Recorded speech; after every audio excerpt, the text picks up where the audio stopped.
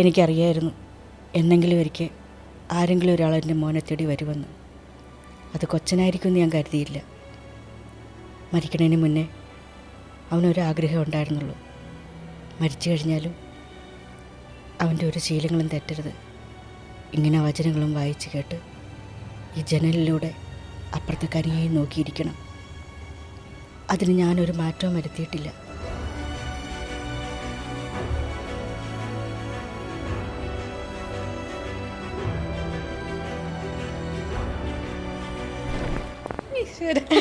ഞാനൊന്നിങ്ങനെ ഇരുന്ന് പോയി.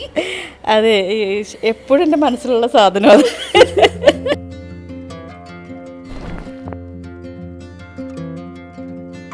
ജല്ലിക്കെട്ട് സാജൻ ബേക്കറിക്ക് ശേഷം ഞാൻ 3-4 വർഷങ്ങൾക്ക് ശേഷമാണ് നമ്മൾ മലയും കുഞ്ഞ് ചെയ്യുന്നത്. അപ്പോൾ അതുവരെ സിനിമ ചെയ്യണമെന്നങ്ങനെ ആഗ്രഹിച്ചിട്ട് ഞാൻ ആഗ്രഹം ഉണ്ടായിരുന്നു, പക്ഷേ എത്തിപ്പെടുമെന്ന് പ്രതീക്ഷിച്ചിട്ടുണ്ടായിരുന്നില്ല. അപ്പോൾ അത് എനിക്ക് വന്നു ചേർന്നൊരു സാധനമാണ് സിനിമ എന്ന് പറയുന്നത്. രാഹുൽ എന്താ പറയുന്നിരുന്ന രീതി ഭയങ്കര നമുക്ക് ഫ്ലെക്സിബിളായിട്ട് മനസ്സിലാവും പെട്ടെന്ന്. പിന്നെ ആളുടെ ഒരു കൂളായിട്ടിരിക്കുന്ന രീതി, അത് തന്നെയാണ് നമ്മളെ ടെൻഷനില്ലാണ്ട് ആക്കി നമുക്ക് ചെയ്യാൻ പറ്റുന്നൊരു കാര്യം. പുള്ളി വളരെ കൂളായിട്ട് തന്നെ എല്ലാം പറഞ്ഞു തരുന്നത്. പിന്നെ എനിക്ക് ചേച്ചി ഇന്നത് വേണം, എനിക്ക് ഈ ലുക്കിൽ ഇത് വേണം, അങ്ങനെയുള്ള കുറേ കാര്യങ്ങൾ പറഞ്ഞു തരും. പിന്നെ നമ്മുടെ കോൺട്രിബ്യൂഷനും കൂടി ആകുമ്പോഴത്തേക്കും അത് ആൾ വിചാരിക്കുന്ന സാധനമായിരിക്കാം. ഫൈറ്റ് എന്നുള്ള രീതി പ്രണവാണ് അതിന് കൂടുതൽ ഹെൽപ്പ് ചെയ്തതെന്ന് എനിക്ക് തോന്നുന്നു. കാരണം ഓപ്പോസിറ്റ് നിൽക്കുന്ന ആർട്ടിസ്റ്റ് അത്രയും സഹകരിച്ച് നിന്നതുകൊണ്ടാണല്ലോ നമുക്ക് അത്രയും ചെയ്യാൻ പറ്റിയത്. അപ്പം പ്രാക്ടീസ് ചെയ്യുന്ന സമയത്താണ് ചേച്ചി ഒന്നുകൂടെ ചെയ്യണോ എന്നൊക്കെ ചോദിച്ചു നോക്കും. ജിബിനാണെങ്കിലും അതുപോലെ തന്നെ സപ്പോർട്ടാണ്. അങ്ങോട്ടും ഇങ്ങോട്ടും നമ്മൾ കൊടുക്കൽ വാങ്ങലുകൾ നല്ല സ്മൂത്തായിട്ട് പോയത് കൊണ്ടാണ് നമ്മളത്രയും ഈ പടത്തിൻ്റെ ഒരു വിജയം അതായിരിക്കാം.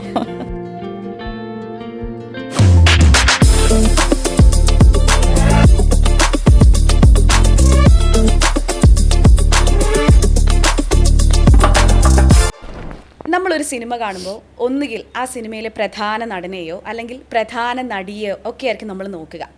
പക്ഷേ സിനിമയുടെ ആദ്യം മുതൽ തന്നെ ഒട്ടും ശബ്ദമുയർത്താതെ പിന്നീട് ക്ലൈമാക്സിൽ ഗംഭീര പ്രകടനം കാഴ്ചവെക്കുന്ന ഒരുപാട് ചിത്രങ്ങൾ ഈയിടെ നമ്മൾ അടുത്ത് കണ്ടിട്ടുണ്ട്.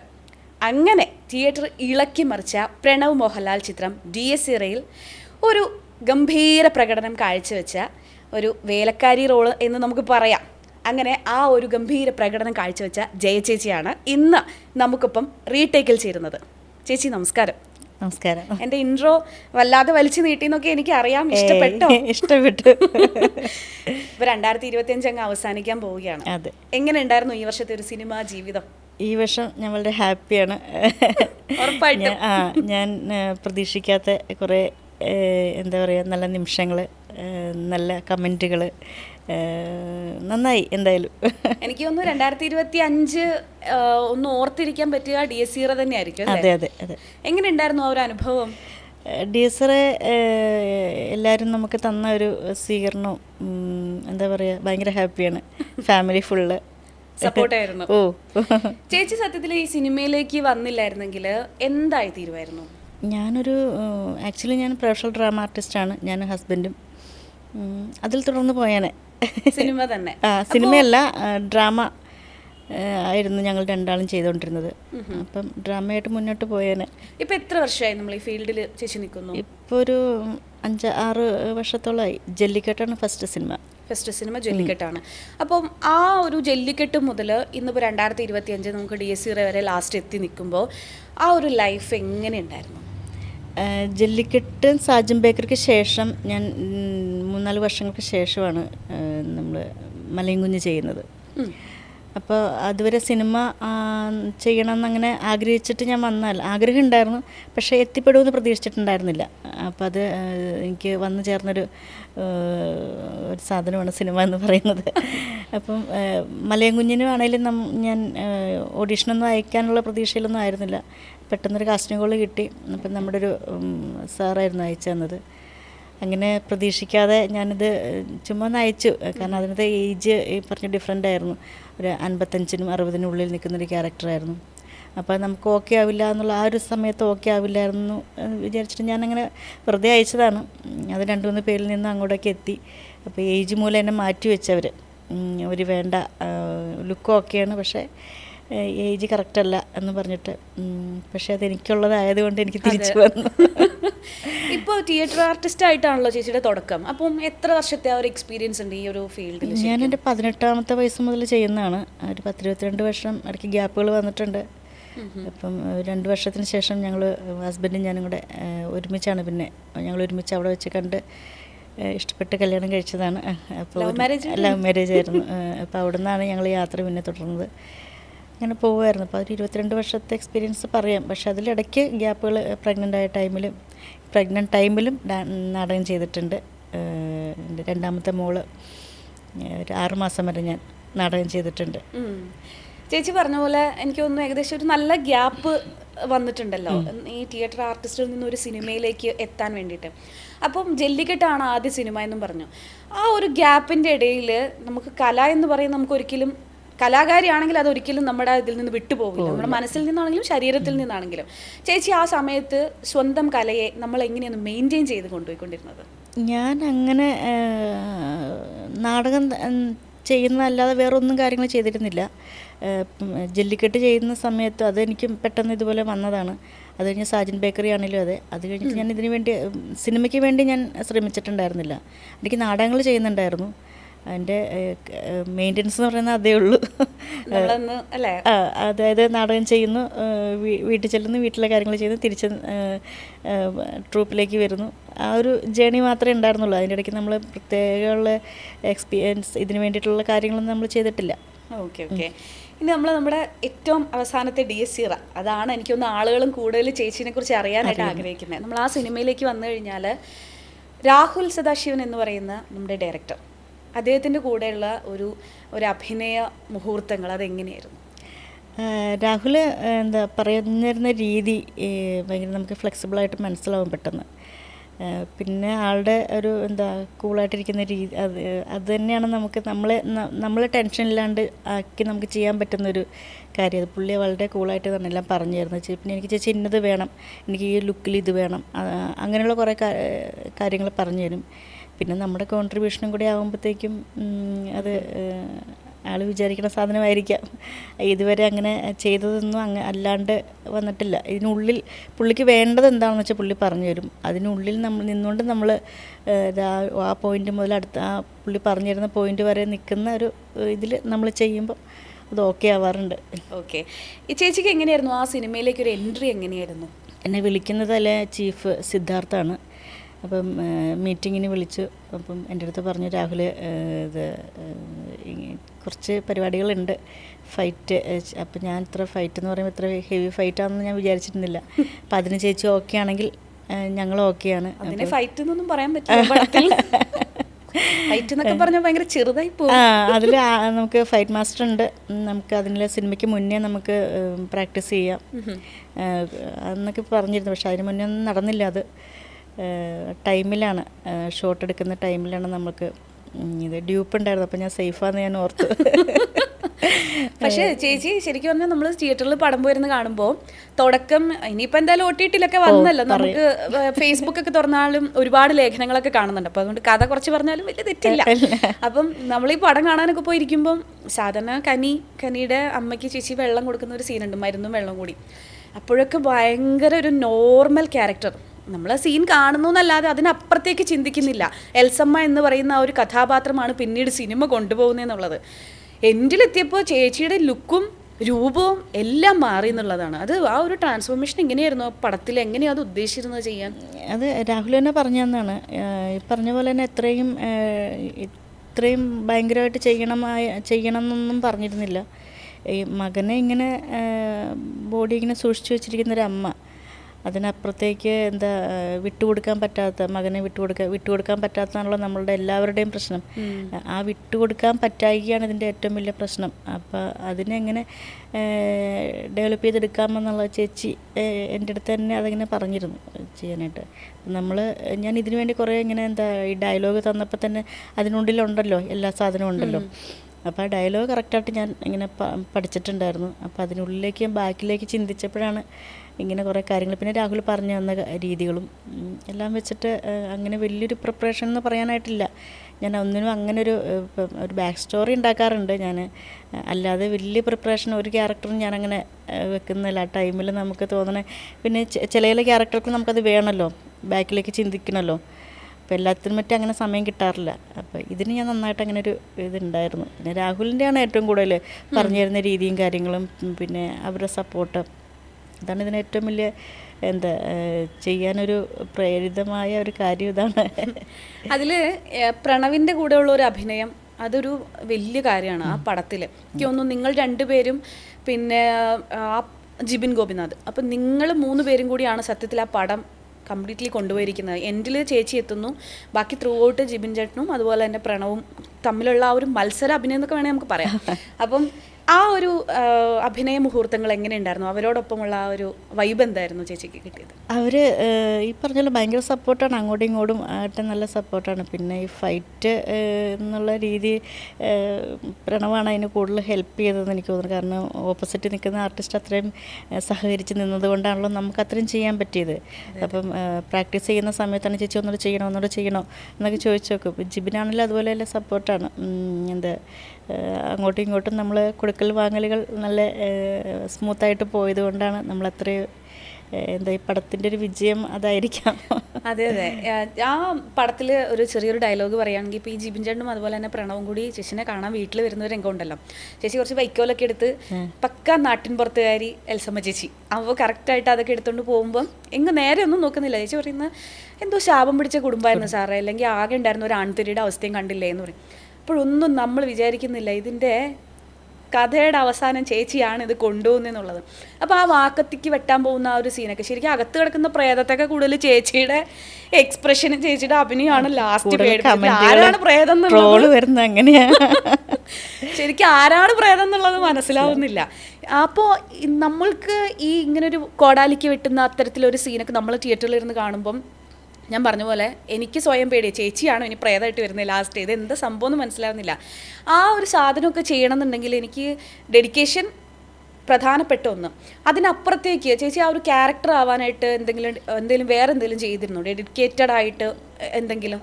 ഒന്നും ചെയ്തിരുന്നില്ല. ഞാൻ പറഞ്ഞ പോലെ അതിനുള്ളിൽ കുറച്ച് കാര്യങ്ങളുണ്ട്. ആ ഡയലോഗ് പ്രസൻറ്റ് ചെയ്യുമ്പോൾ ഉണ്ടാകുന്ന കുറച്ച് കാര്യങ്ങളുണ്ടല്ലോ, അതിനെ ഞാൻ കുറച്ചും കൂടെ മനസ്സിലിട്ടൊന്ന് ഇതാക്കിയിരുന്നു. പിന്നെ അവരുടെ തന്നെ ഞാൻ ഇപ്പോൾ വീണ ചോദിച്ച മാതിരി തന്നെ ഞാനും ഇപ്പം ചീഫിൻ്റെ അടുത്ത് ചോദിച്ചിട്ടുണ്ടായിരുന്നു, പ്രേതം ഇവർ തന്നെയാണോ, ഇവരാണോ കനീനെ കൊല്ലുന്നത്, അങ്ങനെയുള്ള കുറേ ക്വസ്റ്റ്യൻസ് ഞാൻ ചോദിച്ചിട്ടുണ്ടായിരുന്നു. പക്ഷെ എനിക്ക് വിട്ടു തന്നില്ല അവർ. ഇല്ല ചേച്ചി അങ്ങനെയൊന്നുമില്ല, അങ്ങനെയില്ല. അപ്പം ഞാൻ ചോദിച്ചു, മോന് വേണ്ടിയിട്ട് ഇവർ തന്നെ ആയിരിക്കില്ലേ ഇപ്പോൾ കനിയെ കൊല്ലുന്നത്? എൻഡിലെത്തിയപ്പോൾ ഞാനും ചിന്തിച്ചു ഇനി ചേച്ചി തന്നെയാണോ മറ്റേ കനീനെ മറ്റേ ആ കിടക്കിലേക്ക് തള്ളിയിട്ടതും അങ്ങനെ ഇത് എന്താ കഥ പിടികിട്ടുന്നില്ല, ആ ഒരു അവസ്ഥയായിരുന്നു. അപ്പോൾ ചേച്ചി ആ ഒരു പടത്തിൽ അഭിനയിക്കുമ്പം പ്രണവിൻ്റെ ഒപ്പമുള്ള ആ ഒരു സീക്വൻസ്, അത് എൻഡിൽ ആ ഷൈനിൻ്റെ ആ ഒരു ചെറിയ തീകോളം പോലെ ഒരു സംഭവം ആകാശത്തേക്ക് പോകുമ്പോൾ ചേച്ചി അവിടെ നിസ്സഹായ അവസ്ഥയിൽ മാറിയിരുന്ന് കരയുന്ന ഒരു സീനുണ്ട്, കൈ പിടിച്ച് ഉയർത്തുന്ന ഒരു കെയറിങ് തരുന്ന ഒരു സീനുണ്ട് പ്രണവിൻ്റെ. അത് എങ്ങനെയായിരുന്നു, മനസ്സിലുണ്ടായിരുന്ന ഒരു ഫീൽ ആ സമയത്ത്? അത് രാഹുൽ എനിക്ക് പറഞ്ഞു തന്നത്, പോകുമ്പം ഒരാത്മാവ് പോകുന്നു, ഇത്ര നമ്മൾ പിടിച്ചു വെച്ചിരുന്ന ഒരു ആത്മാവ് പോകുന്നു. അപ്പം എനിക്കത് ഡബ് ചെയ്തപ്പോൾ എനിക്ക് ആ സാധനം കിട്ടിയിട്ടുണ്ടായിരുന്നില്ല. അപ്പോൾ രാഹുൽ ചില ആ വോയിസ് എടുക്കാൻ എനിക്ക് പറ്റുന്നുണ്ടായിരുന്നില്ല. അപ്പോൾ രാഹുൽ എനിക്കൊന്നൊരു 5-8 വട്ടം കാണിച്ചു തന്നിട്ടുണ്ടെന്ന് തോന്നുന്നു. ആൾ വോയിസ് എടുത്ത് എനിക്കിങ്ങനെ പറഞ്ഞു ചേച്ചി ഇങ്ങനെയാണ്. പക്ഷെ കുറേ പ്രാവശ്യം പ്രാക്ടീസ് ചെയ്തപ്പോൾ എനിക്ക് ആ സാധനം കിട്ടിയത്.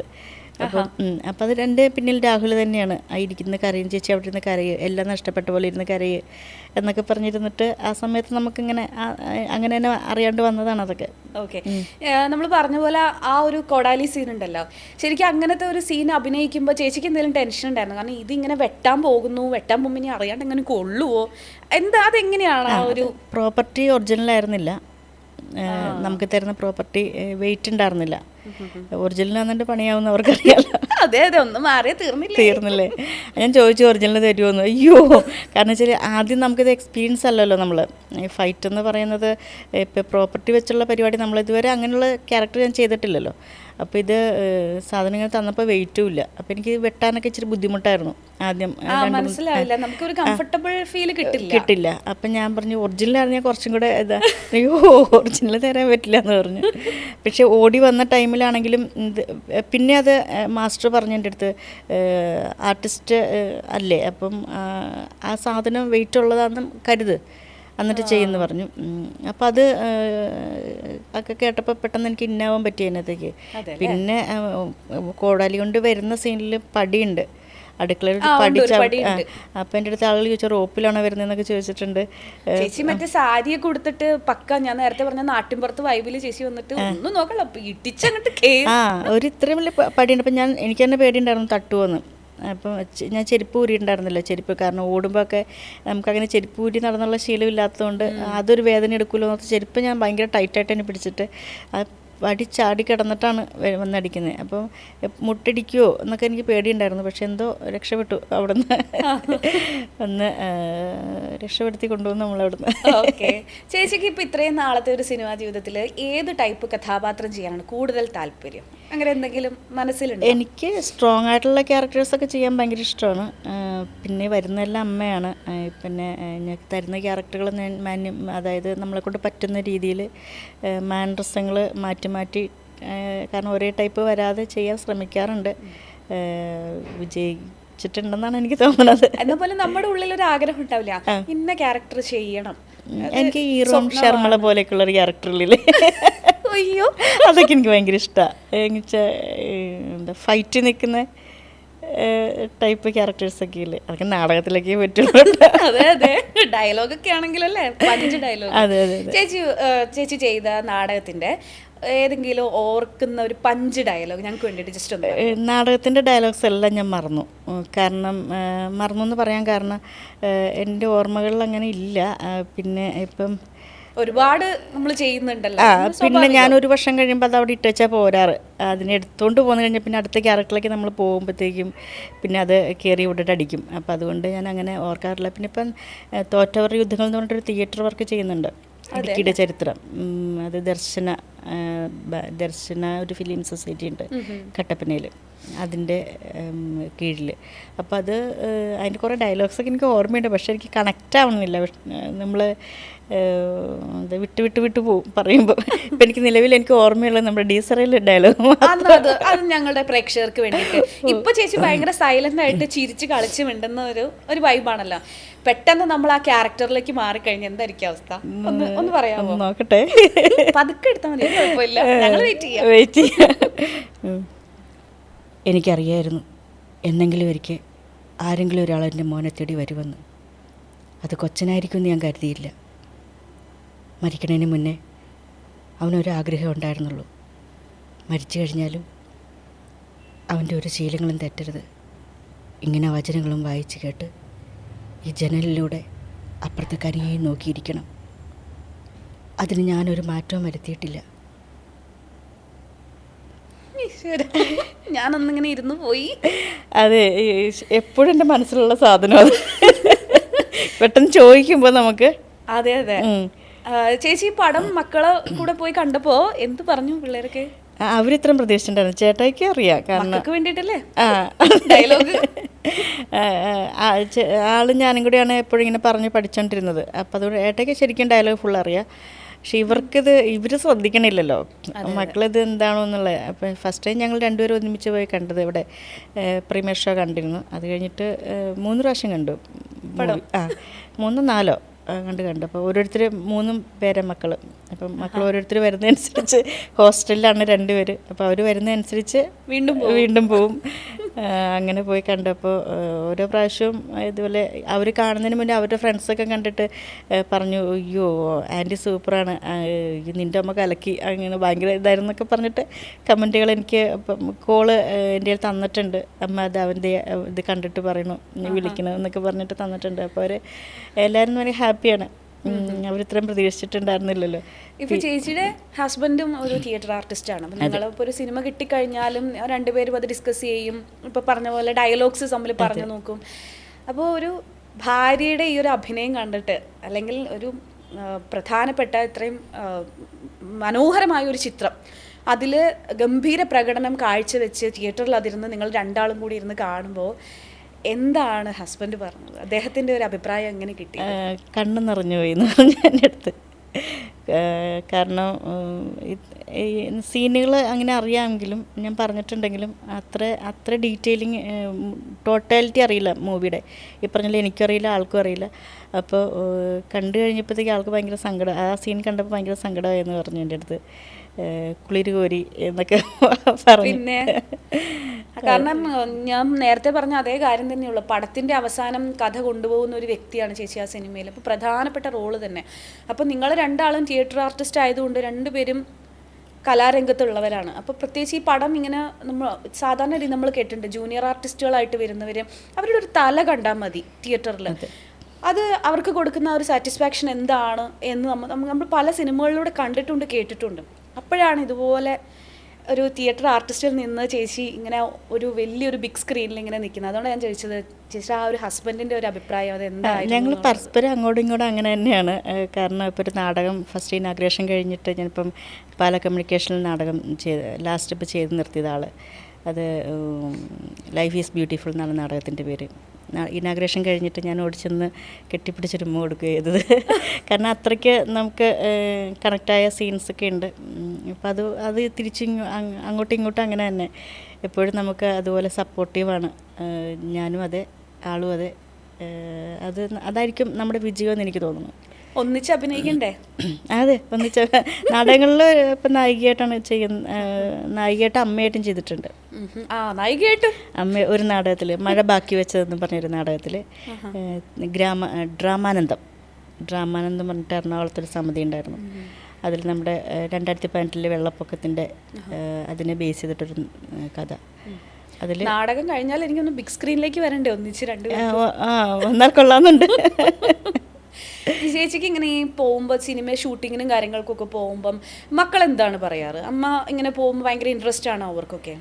സങ്കടമാണ്. വീട്ടിൽ നിന്ന് ഒരു ആർട്ടിസ്റ്റ് ശരി ഓക്കെ, പക്ഷേ അമ്മയാണല്ലോ, നമ്മൾ പോരുമ്പോൾ അവർക്ക് വിഷമമാണ്. അമ്മീൻ എന്നാ വരിക എന്ന് ചോദിക്കും. ഇന്നിപ്പോൾ രാവിലെ ഇങ്ങോട്ട് കയറുന്നതിന് മുന്നേ അമ്മ എപ്പോഴും എത്തണമെന്ന് ചോദിച്ചു. ഞങ്ങൾ രണ്ടാളും കൂടെ പോരുന്നതുകൊണ്ടേ ഒരു വിഷമമാണ് അവർക്ക്. പിന്നെ ചെറുതിലേ മുതൽ ഇപ്പം എനിക്ക് മൂത്തയാൾക്ക് 1.5 വയസ്സുള്ളപ്പം മുതൽ നാടകം ചെയ്യുന്നത്. പിന്നീട് അപ്പം ചില സമയങ്ങൾ അവരെ കൊണ്ടുപോയിട്ടുണ്ട്. മൂന്നാൾ ഒരുമിച്ച് കൊണ്ടുപോയിട്ടുണ്ട്. നാടകം നടന്ന സമയത്ത് ഞങ്ങൾ കയറി പോകുമ്പോൾ ഞങ്ങളുടെ പുറകെ സ്റ്റേജിലൂടെ കയറി വന്ന സംഭവങ്ങളുണ്ടായിട്ടുണ്ട്. അങ്ങനെ എന്താ സങ്കടമാണ് അവർക്ക് ഞങ്ങൾ പോരുമ്പോൾ എപ്പോഴും. പക്ഷെ സിനിമ കാണുമ്പം സന്തോഷമായിരിക്കും. പിന്നെ ഒത്തിരി അർമാദിച്ച് നടക്കുന്ന കുട്ടികളല്ല. ഇപ്പം എന്താ എൻ്റെ അമ്മ ആർട്ടിസ്റ്റാണെന്ന് എല്ലാവരോടും പറയുകയും അല്ലെങ്കിൽ എൻ്റെ അച്ഛൻ ഡ്രാമ ചെയ്യുന്ന ആളാണ് എന്ന് അങ്ങനെ പറയലൊന്നുമില്ല. അവരറിഞ്ഞു കഴിയുമ്പോൾ ചോദിക്കുമ്പോൾ അതെ, അത്രയേ ഉള്ളൂ അവരുടെ ഭാഗത്തു നിന്നുള്ള റെസ്പോണ്ടിങ്. അതിഷ്ടമില്ല, അങ്ങനെ ഒരു താല്പര്യമില്ലാഞ്ഞിട്ടല്ല, അങ്ങനെ പറഞ്ഞ് എന്താ ചില അങ്ങനെ ഇതായിട്ട് ജാട കാണിച്ച് നടക്കുന്ന അങ്ങനത്തെ ഒന്നുമില്ല. ഒരു നല്ല പാവം എന്താ നല്ല സൈലൻ്റായിട്ടിരിക്കുന്ന, എനിക്കൊന്നും വീട്ടിൽ ഞാൻ ഏറ്റവും കൂടുതൽ സംസാരിക്കുന്ന ആളെന്ന് തോന്നുന്നു. തുടക്കത്തിലെ വൈബല്ല ചേച്ചിക്ക് ഇപ്പോൾ സംസാരിച്ച് വന്നപ്പോഴത്തേക്കും ഭയങ്കര എന്താ പറയാ ഹാപ്പി, എപ്പോഴും ചിരിച്ച ഒരു ഫേസ്, സന്തോഷത്തോടെ എപ്പോഴും അങ്ങനെ തന്നെ ഇരിക്കണേ. ഞാൻ എപ്പോഴും പോസിറ്റീവായിട്ടിരിക്കാൻ ശ്രമിക്കാറുള്ളത്. പിന്നെ നമ്മളുടെ സ്വകാര്യ നിമിഷങ്ങളിൽ മാത്രമാണ്, ബാക്കി ഉണ്ടാവുമല്ലോ മനുഷ്യർക്ക് ടെൻഷൻസ് കാര്യങ്ങൾ നെഗറ്റിവിറ്റി ഒക്കെ ഉണ്ടാവില്ല. അപ്പം അതിലേക്ക് ഞാൻ മറ്റുള്ള അങ്ങനെ വരാറില്ല. ഈ പറഞ്ഞ പോലെ കയറി ഇറങ്ങി കിടക്കും ചിലപ്പോൾ ഹാപ്പി. പിന്നെ ജീവിതം എന്ന് പറയുമ്പോൾ അതാണല്ലോ. ചേച്ചിക്ക് ഏറ്റവും കൂടുതൽ ആഗ്രഹം എന്താണ്? അതായത് ഇനി അഭിനയിക്കണം, ഇന്ന ആളുടെ കൂടെ എനിക്ക് ഒരു ക്യാരക്ടർ ചെയ്യണം, ഇന്ന ആളുടെ കൂടെ ഒരു സിനിമ ചെയ്യണം, അങ്ങനെ മനസ്സിലാരുടെങ്കിലും? എനിക്ക് ആസിഫിൻ്റെ കൂടെ ചെയ്യണമെന്ന് ഭയങ്കര ആഗ്രഹം. ഇതുവരെ വന്നിട്ടില്ല. എന്നെ മനുഷ്യനായതുകൊണ്ട് മറ്റേ സിനിമയിലെ കെട്ടിയോളാണ് മലഹ, എനിക്ക് ആ പടം ഭയങ്കര ഇഷ്ടമാണ്. അപ്പോൾ അത് കണ്ടതിന് ശേഷം എനിക്കറിയാം, എനിക്ക് ഭയങ്കര ഇഷ്ടമാണ് ആളുടെ കൂടെ വേഷം ചെയ്യണമെന്ന് വലിയൊരു ആഗ്രഹമുണ്ട്. കെട്ടിയോളാണ് എൻ്റെ മാലാഖ. അതിനകത്ത് ഈ പറഞ്ഞ പക്ക നാട്ടിൻ പുറത്തെ വൈബാണ്. ഒരു ഭാര്യ, അത് കല്യാണം കഴിച്ച ഒരു ഭാര്യ, അത് ആ ഒരു മരുമകളെ എങ്ങനെ ട്രീറ്റ് ചെയ്യുന്നു എന്നുള്ളതും ശരിക്കും ഇന്നത്തെ കാലത്ത് നമ്മൾ കാണേണ്ട ഒരു പടമാണ്. ഞാനിപ്പം ആ പടം കണ്ടപ്പോൾ എനിക്ക് അങ്ങനെ ഫീൽ ചെയ്തിട്ടുണ്ട്. എന്ത് രസമായിട്ട് അവർ ചെയ്യുന്നത്. ആ അമ്മ ക്യാരക്ടർ ആണെങ്കിൽ എനിക്ക് തോന്നുന്നു ആസിഫ് അലിയുടെ കൂടെയൊക്കെ, അദ്ദേഹത്തിന്റെ കൂടെയൊക്കെ ചേച്ചി ഒന്ന് അഭിനയിക്കുകയാണെങ്കിൽ ഇതുപോലെ അല്ലെങ്കിൽ മെയിൻ റോള് തന്നെ വരികയാണെങ്കിൽ ചേച്ചി കസറും. ഓ താങ്ക് യു. ഈ നമ്മൾ DSCയുടെ ആ ഒരു സിനിമ ഒന്നുകൂടി പറയുകയാണെങ്കിൽ എനിക്ക് തോന്നുന്നു ഡയലോഗുകളൊക്കെ കൂടുതൽ ചേച്ചിയുടെ എക്സ്പ്രഷൻസ് ശരിക്കും കയറി വന്ന ഒരു പടമായിരുന്നു. അപ്പോൾ ഇതിങ്ങനെ മാറ്റി മാറ്റി ഇടുക, ചേച്ചി അത് എത്രത്തോളം ഉൾക്കൊണ്ടു മനസ്സിൽ? അത് ഞാൻ മാത്രമല്ല, എനിക്ക് തോന്നുന്നു ആ പടത്തിൽ കൂടുതൽ എക്സ്പ്രഷൻസ് ആണ് കൂടുതലും ആളുകളിൽ എന്താ റിലേറ്റ് ചെയ്യാൻ പറ്റിയെന്ന് എനിക്ക് തോന്നുന്നു. ഡയലോഗിൻ്റെ ആവശ്യമില്ലാണ്ട് തന്നെ ഈ ഇപ്പം നമ്മുടെ ജിബിനാണെങ്കിലും അതെ, പ്രണവാണെങ്കിലും അതെ, അത് അവരുടെ മുഖത്ത് വരുന്ന റിയാക്ഷൻസ് തന്നെ ഇപ്പം ആളുകൾക്ക് ഡയലോഗ് വേണ്ട, ഇത് മതി മനസ്സിലാക്കാൻ എന്നുള്ളത്. അത് ഞാൻ നേരത്തെ എൻ്റെ സിനിമകളിലും അങ്ങനെ ഞാൻ പാൽത്തു ജാനുവർ ചെയ്തപ്പോൾ എൻ്റെ അടുത്ത് അതിലെ ചീഫ് രോഹിത് പറഞ്ഞിട്ടുണ്ട് എക്സ്പ്രഷൻസിൻ്റെ രാജകുമാരിയാണ്. അന്ന് കളിയാക്കി പറഞ്ഞതായിരിക്കാം. പക്ഷേ ചേച്ചി ഡയലോഗ് വേണ്ട, അവിടെ എക്സ്പ്രഷൻ മതി, ചേച്ചി ഇട്ടോ എന്നൊക്കെ. ഇതിലും അങ്ങനെ തന്നെ ചേച്ചി തിരിഞ്ഞു നിന്നിട്ട് ചേച്ചിയുടെ എനിക്കൊന്ന് ക്ലോസ് ഷോട്ടാണെന്ന് തോന്നുന്നു, പെട്ടെന്ന് ചേച്ചിയുടെ മുഖം മാറുന്നതും കണ്ണ് ബാക്കിലേക്ക് പോകുന്നതും എല്ലാം കൂടി കാണുമ്പോഴേ ഞാൻ സത്യമായിട്ട് ഞാൻ പടം കണ്ടുകൊണ്ടിരുന്നപ്പോൾ ഞാൻ വിചാരിച്ചത് ചേച്ചിയാണ് ഒരു പ്രേതം. അത് നാടകത്തിലും ഞാൻ അങ്ങനെ തന്നെ. ഇപ്പം അത് ഡയറക്ടറൊക്കെ പറഞ്ഞിട്ടുണ്ട്, ഇപ്പം ജയവേഷം ചെയ്യുന്ന സമയത്ത് ഓപ്പോസിറ്റ് നിൽക്കുന്ന എത്ര പേര് നിൽപ്പുണ്ടോ അവരുടെ എല്ലാ ഡയലോഗ്സിനും ഞാൻ റിയാക്ഷൻ കൊടുക്കുമെന്ന്. ഞാൻ വെറുതെ നിൽക്കില്ല. അപ്പം അതായിരിക്കും എന്നെ ഇത് ചെയ്യാനായിട്ടുള്ള എനിക്ക് ഹെൽപ്പ് ചെയ്തത്. അപ്പോൾ ആര് ഡയലോഗ് പറഞ്ഞാലും ഞാൻ അതിൻ്റെ എക്സ്പ്രഷൻ ഇടും. അപ്പോൾ ചുമ്മാ മൂവിങ് ഇല്ലാണ്ട് നമ്മൾ നിശ്ചലമായിട്ട് നിൽക്കണമല്ലോ. അപ്പോൾ അതല്ലാതെ നമ്മൾ ഇങ്ങനെ എൻഗേജ്ഡായിട്ട് നിൽക്കുകയാണെങ്കിൽ അത് ചെയ്യുന്നവർക്കും ഒരു സുഖമുണ്ട്, കാണുന്നവർക്കും സുഖമുണ്ട്, നമുക്കും ഉണ്ട്. നമ്മൾ ആ ക്യാരക്ടറിൽ വിട്ടു പോകുന്നില്ലല്ലോ. അപ്പോൾ അവിടെ തന്നെ നമ്മൾ നിൽക്കും. അപ്പം അത് സുഖമാണ് അങ്ങനെയുള്ളൊരു അഭിനയം. ചേച്ചി പടം തിയേറ്ററിൽ പോയി കണ്ടു കഴിഞ്ഞപ്പോൾ അവിടെ നിന്നുള്ളൊരു റെസ്പോൺസ് എന്തായിരുന്നു? കാരണം ആദ്യഘട്ടത്തിൽ എനിക്കൊന്ന് പിള്ളേരും ഒക്കെ പോയി കാണും, പിന്നീടാണല്ലോ 80+ ആക്കിയത്. അപ്പോൾ ഈ തിയേറ്റർ വിസിറ്റും കാര്യങ്ങളൊക്കെ പോയപ്പോൾ അതെങ്ങനെയുണ്ടായിരുന്നു ഒരു അനുഭവം ഇത് കണ്ടിട്ട്? ഒത്തിരി ഞാൻ പോയില്ല. ഞാൻ ഒരു ദിവസം മാത്രമേ തിയേറ്റർ വിസിറ്റിങ്ങിന് പോയുള്ളൂ. ഒരുമാതിരിപ്പെട്ടവർക്ക് എന്നെ മനസ്സിലായില്ല എന്നുള്ളതാണ്. പെട്ടെന്നല്ലേ? അത് കഴിഞ്ഞിട്ട് ഈ പറഞ്ഞ പോലെ തന്നെ ഒരു കുട്ടി വന്നിട്ട് എന്നെ തൊടാൻ പേടിയാന്ന് പറഞ്ഞിട്ട്, അപ്പോൾ ഹസ്ബൻഡ് കൂടെ ഉണ്ടായിരുന്നു. ഇല്ല അവൾ പാവമാണ്, തൊട്ടോ വിളിച്ചോണ്ട് വന്നു. പിന്നെ ഈ പറഞ്ഞ പോലെ ആരും അങ്ങനെ തിരിച്ചറിയണില്ല. നമ്മൾ ചെല്ലുന്ന രൂപം വേറെയാണല്ലോ, അതിനകത്ത് ഈ പറഞ്ഞ പോലെ ഡള്ളൊക്കെ ഇടിച്ചിട്ട് ചെല്ലുന്നത്. അപ്പോൾ ആർക്കും അങ്ങനെ പെട്ടെന്ന് പിടികിട്ടില്ല. പിന്നെ സൂക്ഷിച്ചൊക്കെ നോക്കിയിട്ട് അയ്യോ ചേച്ചിയല്ല അത് ചെയ്തത് പറഞ്ഞാൽ അതെ. ഇപ്പം പക്ഷേ എല്ലാവർക്കും വെളിയിലൊക്കെ ഇറങ്ങുമ്പോൾ എല്ലാവർക്കും തന്നെ മനസ്സിലാവുന്നുണ്ട് ഡീസറയിലെ ചേച്ചിയല്ലെന്ന് ചോദിക്കുന്നുണ്ട്. അതെ അതെ, ഞാൻ ഈ പടം ഇറങ്ങി ഒരു 3-4 ദിവസം കഴിഞ്ഞ് കഴിഞ്ഞപ്പോൾ തന്നെ പതുക്കെ ചേച്ചിയുടെ പേരും ചേച്ചിയുടെ ഫോട്ടോയും ഒക്കെ വെച്ചിട്ട് ഫേസ്ബുക്കിൽ പതുക്കെ കുറിപ്പുകളൊക്കെ തുടങ്ങി. ഇത് ഇന്ന ആൾ ജയ കുറുപ്പ്, ഇത് DSC. അപ്പം തന്നെ ശരിക്കും ഞാനൊക്കെ ആ സമയത്ത് പടം കണ്ടില്ല. അപ്പോൾ പടം കാണാത്ത ഞാനിത് സ്ക്രോൾ ചെയ്ത് പോയി. ഇത് ചേച്ചിക്കൊരു റോളുണ്ട്, ചേച്ചി മെയിൻ ആണ് എന്നുള്ളത് നമുക്ക് മനസ്സിലായി. അപ്പൊ ഈ സാധനം വായിക്കാതെ പോയി കണ്ട ഒരു വ്യക്തിയാണ് ഞാൻ. പിന്നീടെല്ലാം വായിച്ചു കേട്ടോ. അല്ല അതെല്ലാം മെസ്സേജുകൾ അങ്ങനെ വന്നിട്ടുണ്ടായിരുന്നു, കമന്റുകൾ വന്നിട്ടുണ്ടായിരുന്നു. അങ്ങനെ അവരാരും ആകട്ടെ ഇപ്പം സ്പോയിലർ ആവരുത്, ആരും വിടരുതെന്നൊക്കെ പറഞ്ഞിട്ട്. സത്യം അത്, കാരണം അത് ഭയങ്കര ഡേഞ്ചർ. അപ്പൊ ഈ നമ്മൾ പടം കാണാത്ത ആൾക്കാർ ഈ സാധനം ഇരുന്ന് വായിച്ചു കഴിഞ്ഞാൽ ത്രില്ല് പോകും. ഞാനൊക്കെ എന്ന് പറഞ്ഞാൽ ചേച്ചിയുടെ പടം കാണുമ്പോൾ പതുക്കെ സ്ക്രോൾ ചെയ്തിടും. പടം കണ്ടിട്ട് നമുക്ക് അറിയുന്നതിൽ തെറ്റില്ല. ആരാണ് ജയക്കുറുപ്പ്, എന്താണ് ശരിക്കും ചേച്ചിയുടെ റോൾ നമുക്ക് മനസ്സിലാക്കാം. ഇത് അതിന് മുന്നേ കാണുമ്പോൾ ഇന്റർവ്യൂ പോലെ അങ്ങനെ കൊടുത്തിട്ടുണ്ടായിരുന്നു. ഒരാഴ്ചയ്ക്ക് ശേഷമാണ് ഇന്റർവ്യൂ ഒക്കെ കൊടുത്തു തുടങ്ങി. അപ്പോഴും ഞാൻ ഇത് വിട്ട് പറയാൻ നമുക്ക് പറഞ്ഞിട്ടുണ്ടായിരുന്നു, വിട്ട് പറയാതെ ഒന്ന് കൺട്രോൾ ചെയ്ത് പറയണമെന്നുള്ളത്. അപ്പോൾ ഇതിങ്ങനെ ചോദിക്കുന്ന സമയത്ത് നമ്മൾ ആ ഊന്നൊക്കെ വെച്ചിട്ട് നമ്മളതിനെ മാറ്റിവിട്ട്. പിന്നെ എനിക്ക് തന്നെ ഇതിന് OTTയിൽ ഇറങ്ങിയതിന് ശേഷമാണ് ഞാൻ കുറച്ച് കൂടുതൽ ഡീറ്റെയിലിംഗ് ആയിട്ട് മനോരമയിലൊക്കെ എഴുതി വന്നതൊക്കെ അതിന് ശേഷമാണ്. അതെ അല്ലേ? OTT ഞാൻ നമ്മളിപ്പോൾ കഥ ഒരുപാട് ഇതിനകത്ത് പല സീക്വൻസും പറഞ്ഞു. ഇനിയിപ്പോൾ OTTയിൽ വന്നത് കൊണ്ട് അതിൽ പറയുന്നതിൽ സീനുകളൊക്കെ ഇറങ്ങാൻ തുടങ്ങിയല്ലോ ശരിക്കും. ട്രോളുകളൊക്കെ അന്ന് തൊട്ട് വരണ്ടായിരുന്നു വെച്ചിട്ട്. അന്ന് വരുമ്പോഴും നമുക്ക് കാണുമ്പോൾ പേടിയാണ്, ഇത് കാണാൻ പോലും പേടിയായിരുന്നു. ഇത് ആരെങ്കിലും കാണുന്നത് പ്രശ്നമാണെന്ന് ഒരു പേടിച്ചു പോയായിരുന്നു. ചേച്ചി എങ്ങനെ ട്രോളുകൾ ഇത്തരത്തിൽ ഇപ്പം നമ്മൾ DSCയിൽ തന്നെ പല ട്രോളും നമ്മൾ ഇൻസ്റ്റയിലൊക്കെ തുറന്നു കഴിഞ്ഞാൽ തന്നെ കാണും. അപ്പം ചേച്ചിക്ക് ഒരു ട്രോള് വന്നു കഴിഞ്ഞാൽ അതൊക്കെ എങ്ങനെയായിരിക്കും? നെവർ മൈൻഡ് ആണോ? ആദ്യം ടെൻഷനായിരുന്നു, ഇപ്പം നെവർ മൈൻഡാണ്. പിന്നെ ഇപ്പം എല്ലാം എനിക്ക് സപ്പോർട്ടീവായിട്ടുള്ള സാധനങ്ങളാണ് വരുന്നത്. അതെ അതെ, എനിക്ക് വന്നത് പൊന്മാൻ്റെ ഒരു സക്സസ് പാർട്ടിക്ക് പോയപ്പം ഞാൻ ഹസ്ബൻഡും കൂടി ഇരുന്നിട്ട് ഏതൊരു ചാനൽ ഇതുപോലെ നമുക്ക് ഇത് വീഡിയോ ഇട്ട് അപ്പം അതിന് കുറേ കമൻറ്റുകൾ വന്നു. ഭയങ്കര ടെൻഷനായി. പിന്നെ ഒരു കാര്യമുണ്ട് കേട്ടോ, നമുക്കൊന്ന് വളരണമെങ്കിൽ കുറച്ച് ട്രോളും കൂടി. അപ്പം ഞാൻ അന്നേരം എൻ്റെ ഫ്രണ്ടിൻ്റെ അടുത്ത് വിളിച്ചു, അയ്യോ ഇത് ഭയങ്കര ടെൻഷനാവുന്നത് ഇങ്ങനെ വരുന്ന കമൻറ്റ്, ചേച്ചി മൈൻഡ് ചെയ്യേണ്ട ചേച്ചി എന്ന് പറഞ്ഞു. അതെങ്ങനെയാണ്? അപ്പോൾ എൻ്റെ ഹസ്ബൻഡും പറയും, ആളുകൾ അങ്ങനെ പലതും പറയും, നീ എന്തിനാ അത് മൈൻഡ് ചെയ്യാൻ പോണേ? അല്ല അത് വളർച്ചയുടെ കൊടുമുടി കയറി കുറച്ച് നേരത്തെ പറഞ്ഞ പോലെ ചെറുപ്പം ചാഴ്ത്താം പിന്നെ ഇങ്ങനെ പോയിക്കൊണ്ടിരിക്കും. അപ്പൊ കുറച്ച് ട്രോളൊക്കെ ആവാം. അത് പിന്നെ ഓക്കെ ആയി. കാരണം ഇത് പറഞ്ഞിട്ട് കാര്യമില്ലല്ലോ, മനുഷ്യർ പല വിധമല്ലേ. അപ്പം പലരും പലതും ചിന്തിക്കുമല്ലോ. നമ്മൾ എത്ര നല്ലത് ചെയ്താലും എവിടെയെങ്കിലും ഒരു നെഗറ്റീവ് വന്നിരിക്കും. അത് പറഞ്ഞിട്ട് കാര്യമില്ല. അതെ, അല്ല അത് വേണം. ഈ ഇപ്പം എന്താ കണ്ണി കിട്ടാണ്ടിരിക്കും കുത്തു വേണമെന്ന് പറയില്ലേ, അതുപോലെ ആവട്ടെ എന്ന് വിചാരിക്കും. കോമഡി പറഞ്ഞ കേട്ടോ. നമ്മൾ പറഞ്ഞല്ലോ കോമഡി അതിന്റെ രീതി പൊക്കോളൂ. ചേച്ചിയുടെ അടുത്ത പടങ്ങൾ ഏതാ ഇനിയിപ്പം ഞാൻ ചെയ്തുകൊണ്ടിരിക്കുന്ന തുടക്കമാണ്, ചെറിയൊരു പരിപാടി. പിന്നെ 2-3 മൂവീസ് ഉണ്ട് ചർച്ചയിലിരിക്കുന്നു. പിന്നെ ഇപ്പം ഇറങ്ങാനുള്ളത് സർവമായ ഡിസംബർ 25. അതെ അതെ. അപ്പം സിനിമാ ജീവിതത്തിൽ ജയചേച്ചിയുടെ വിശേഷങ്ങളാണ് നമ്മളിപ്പോൾ കേട്ടത്. ജല്ലിക്കെട്ട് മുതൽ ഇപ്പോൾ 2025, ഇനി 26 ആവാൻ വളരെ കുറച്ച് ദിവസം കൂടി ബാക്കിയുള്ളൂ. ഒരുപാട് ചിത്രങ്ങൾ ജയചേച്ചിയുടെ ഇനിയും വരാനുണ്ട്. തിയേറ്ററിൽ നമുക്ക് ചേച്ചിനെ ഇനിയും നല്ല മനോഹരമായിട്ട് നല്ല അഭിനയത്തോടു കൂടി നമുക്ക് കാണാൻ സാധിക്കും. അപ്പോൾ എല്ലാ വിധത്തിലുള്ള വിജയാശംസകളും നേരുകയാണ്. Thank you.